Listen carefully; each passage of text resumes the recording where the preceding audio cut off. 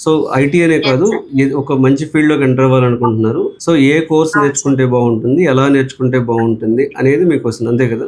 అవును sir. Okay. మీరు work from home చూస్తున్నారా? వర్క్ ఫ్రమ్ ఆఫీస్ అండి? మీరు ఇప్పుడు హైదరాబాద్‌లో జాబ్ వచ్చింది, బెంగుళూరులో జాబ్ వచ్చింది వెళ్తారా? వెళ్తాను సార్. సో ఇప్పుడు మీరు ఐటీ సైడ్ వెళ్ళాలనుకుంటున్నారా? నాన్ ఐటీ కోర్సెస్ చూడాలనుకుంటున్నారా? రైట్. సో ఐటీలో వెళ్ళాలనుకున్నప్పుడు ఇప్పుడు మీరు పైథాన్ నేర్చుకున్నారు కదా ఒకసారి. అప్పుడు మీకు పైథాన్ కోడింగ్ లాజిక్ పైథాన్‌లో రాయటం అనేది కాంప్లెక్స్‌గా అనిపించిందా? ఈజీగా అనిపించిందా?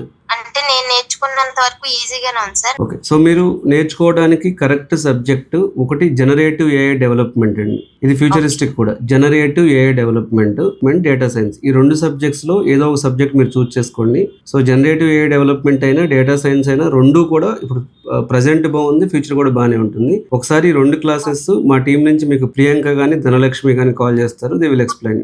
సార్ ఇప్పుడు మిమ్మల్ని మీట్ అవ్వచ్చా? అంటే నేను సాటర్‌డే హైదరాబాద్ వస్తాను. నేను మిమ్మల్ని మీట్ అవ్వడానికి. నేను 99% ప్రతి బుధవారం, శనివారం అమీర్‌పేటలోనే ఉంటాను. 9కి ఉంటాను.